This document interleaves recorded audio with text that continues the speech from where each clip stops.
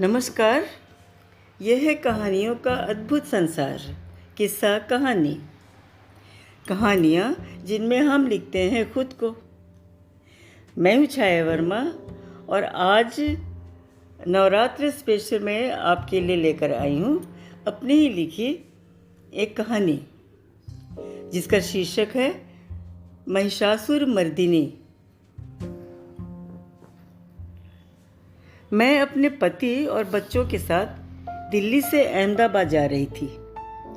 तब ट्रेन का सफ़र मुझे बहुत पसंद था। शटर खोलकर चलती ट्रेन से बाहर के नज़ारे देखना अच्छा लगता था। वो भागते हुए खेत, छोटे छोटे खपरेल वाले घर, पेड़ पौधे, झाड़ियाँ, आसमान और कभी कभी आसमान में तैरते बादलों के टुकड़े बड़े प्यारे लगते थे। मैं उन नज़ारों का भरपूर आनंद ले ही रही थी कि अचानक मेरी तंद्रा टूटी। किसी स्टेशन पर गाड़ी रुकी तो हमारे कंपार्टमेंट में थोड़ी हलचल हुई। इधर उधर नजरें दौड़ाई तो लंबे से घूंघट में पीली साड़ी में लिपटी एक लंबी छरहरी सी महिला पर नज़र पड़ी, जो संभवतः अपनी सासू माँ के साथ मेरे सामने वाली बर्थ पर आकर बैठ गई थी। उसकी गोरी कलाइयों में चूड़ियाँ और सोने के आभूषण सज रहे थे। उंगलियों में अंगूठियाँ और पाँवों में बिछिया शोभायमान थी। शायद वो किसी संपन्न किंतु एक ग्रामीण परिवार की नवविवाहिता बहू थी। एक 18-19 वर्ष का किशोर भी शायद उनके साथ ही था, जो दूर किसी सीट पर बैठ चुका था। उसका इतना लंबा घूंघट हास्यास्पद लग रहा था, क्योंकि जहां अब सिर पर पल्ला रखने का रिवाज भी लुप्त होने की कगार पर था, वहां घूंघट और वो भी इतना लंबा कुछ अटपटा सा लग रहा था। तभी एक बुजुर्ग व्यक्ति आए तो वो झटके से उठकर खड़ी हो गई। बुजुर्ग ने कहा, अब हम चलते हैं, गाड़ी का वक्त हो गया। अपना ख्याल रखना बहू, और हालचाल देती रहना। फिर बहू को आशीर्वाद देकर और पत्नी से चलने का इशारा करके वो मुड़ गए। बहू ने नीचे बैठकर परंपरागत तरीके से अपने आंचल का कोना दोनों हाथों में थामकर सासू माँ के पांव पूरे 5 बार छुए। मैंने देखा उसके हाथ कांप रहे थे। सासू माँ उसके सिर पर हाथ रखकर आशीर्वाद दे रही थी और पीठ सहलाकर जाने के लिए मुड़ गई। वो किशोर भी अब महिला के पास आकर बैठ गया और मैं फिर बाहर का नज़ारा देखने में मस्त हो गई। शाम गहराने लगी तो मैंने शटर बंद किया और अंदर का जायजा लिया। दोनों बच्चे अपने पापा के साथ मस्त थे। सामने नजर पड़ी तो आंखों पर विश्वास नहीं हुआ। उस घूंघट वाली बहू ने अपना घूंघट हटाकर पल्ला भी सिर से गिरा रखा था और एक अंग्रेजी पत्रिका पढ़ रही थी। भला की खूबसूरती और चेहरे की चमक देखकर मैं चकित रह गई। वो मेरी ओर देखकर मुस्कुराई तो मैंने पूछ लिया, आप कहाँ जा रही हैं? मायके जा रही हूँ, जयपुर, उसने कहा। यहाँ आपकी ससुराल है? मैंने पूछा। हाँ, लेकिन मैं बनारस में रहती हूँ, उसने कहा। जॉब करती हैं? मैंने फिर पूछा। हाँ, डॉक्टर हूँ, उसने बड़ी शालीनता से जवाब दिया। क्या? मैं बुरी तरह चौंकी। डॉक्टर है? तो फिर अभी कुछ देर पहले आपका वो रूप? वो ससुराल की प्रताड़ना थी। उसकी आवाज़ में दर्द था। मैं आश्चर्यचकित उसकी ओर देखती रह गई कई पलों तक। उसने मुझे अपने बर्थ पर आने का इशारा किया तो मैंने और उस किशोर ने जगह की अदला बदली कर ली। आपका शुभ नाम? उसने पूछा।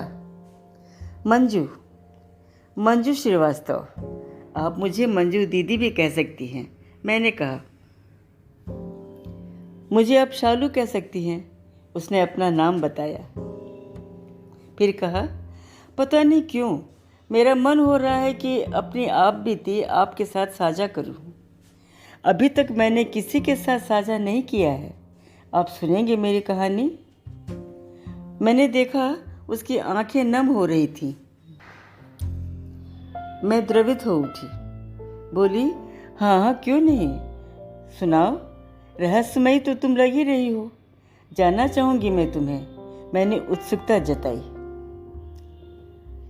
पर भर रुककर स्वयं को संयत किया उसने, फिर कहना शुरू किया। उमेश के साथ मेरी लव मैरिज हुई थी।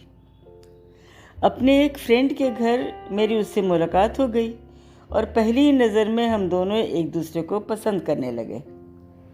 उस वक्त मैं मेडिकल के अंतिम वर्ष में थी और उमेश का अपना बिजनेस था। मेरे डॉक्टर पेरेंट्स को हमारा रिश्ता पसंद नहीं था, क्योंकि वो अपनी डॉक्टर बेटी के साथ एक डॉक्टर दामाद ही देखना चाहते थे। पर मेरे सिर पर तो जुनून सवार था। उमेश के पापा ने मेरे सामने शर्त रखी कि मुझे उस परिवार के सभी नियमों का सम्मान रखना होगा। मैंने बिना सोचे समझे शर्त मान ली, क्योंकि मुझे उमेश पर पूरा भरोसा था। लेकिन वो थोड़ा रुकी। लेकिन क्या? मैंने जिज्ञासा जताई। लेकिन उमेश तो अपने पापा के हाथ की कठपुतली निकले। मैंने सपने में भी ऐसा नहीं सोचा था। उसका गला रुंध गया।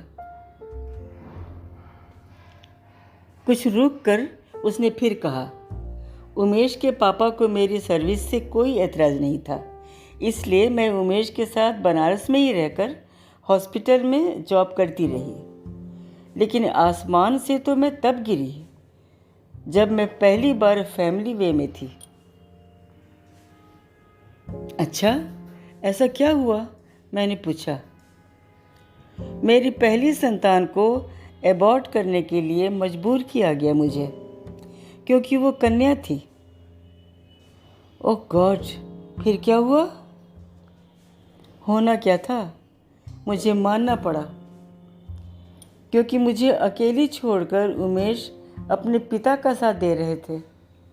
मेरे समझाने का कोई असर नहीं हुआ उमेश पर। बस एक ही रट कि हमारे खानदान में बेटियों का जन्म वर्जित है।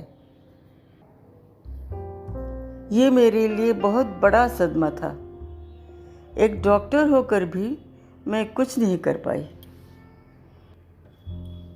सह गई। इतनी बड़ी जाती मंजू दीदी। तुमने गलती की शालू, अड़ जाना था। आखिर तुम एक डॉक्टर थी। नहीं मंजू दीदी, डॉक्टर के अलावा मैं एक औरत भी थी, एक प्रेमिका थी। बहुत प्यार करती थी उमेश को।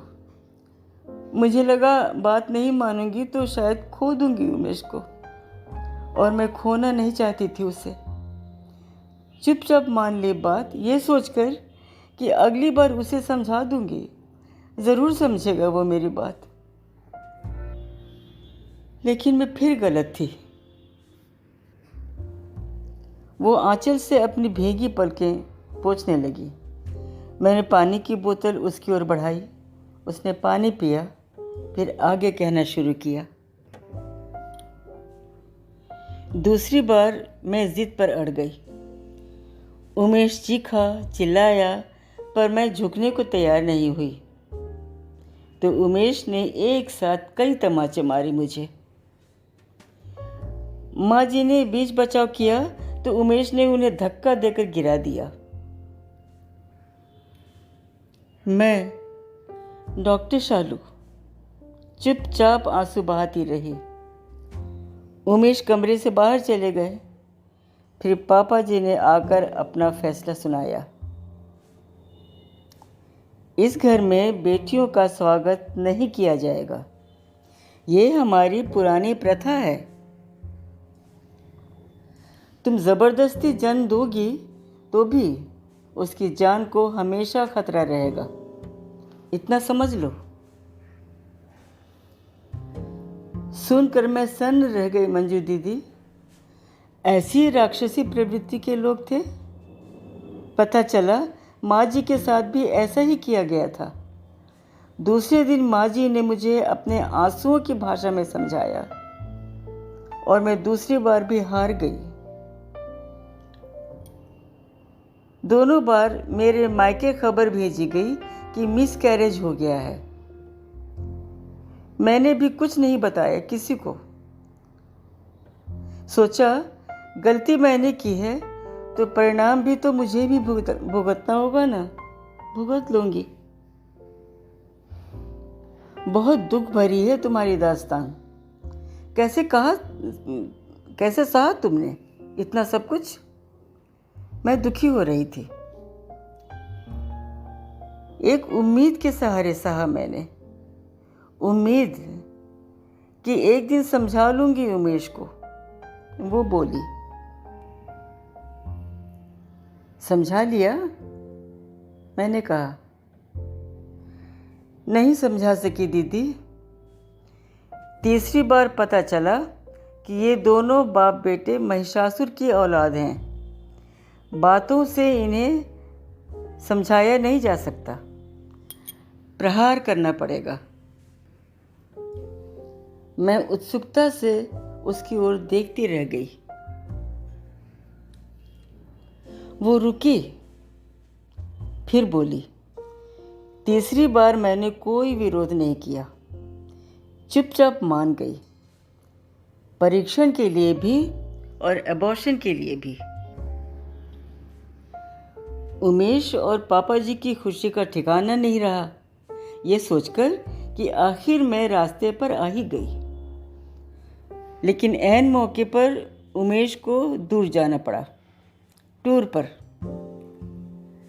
मुझ पर विश्वास तो जम ही गया था, इसलिए उसने बड़े इत्मीनान से मुझे कुछ हिदायतें दी और बेस्ट ऑफ लक बोलकर चला गया।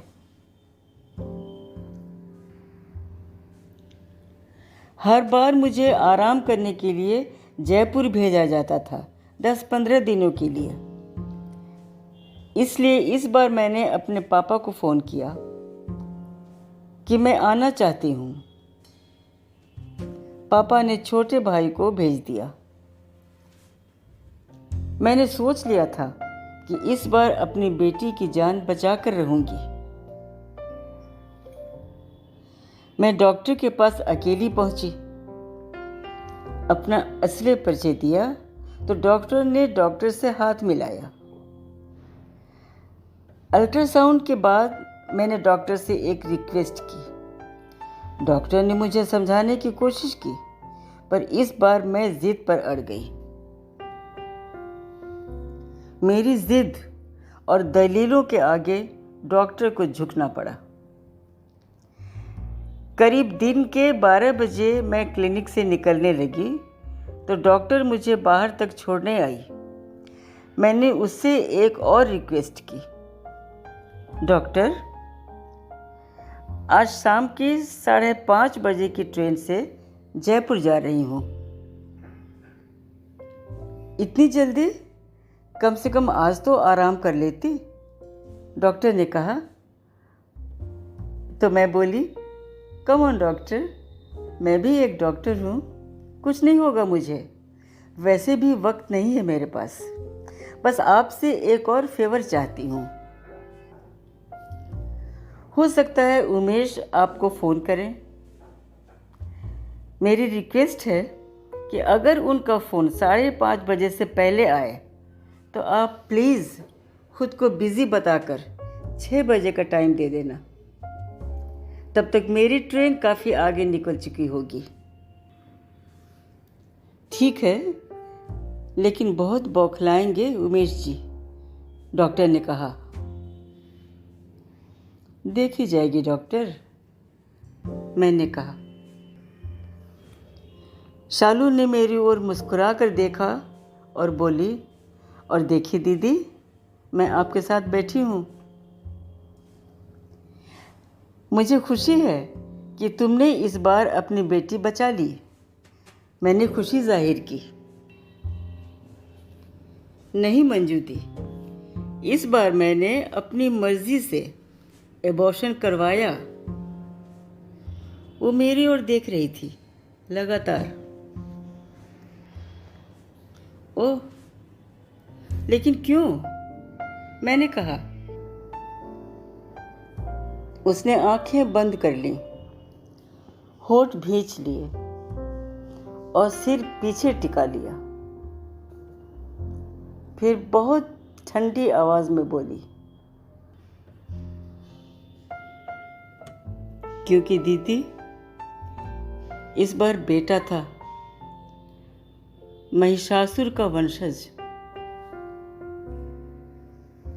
मैं अवाक देखती रह गई, निर्निमेष उस महिषासुर मर्दिनी की ओर। ट्रेन अपनी रफ्तार में थी।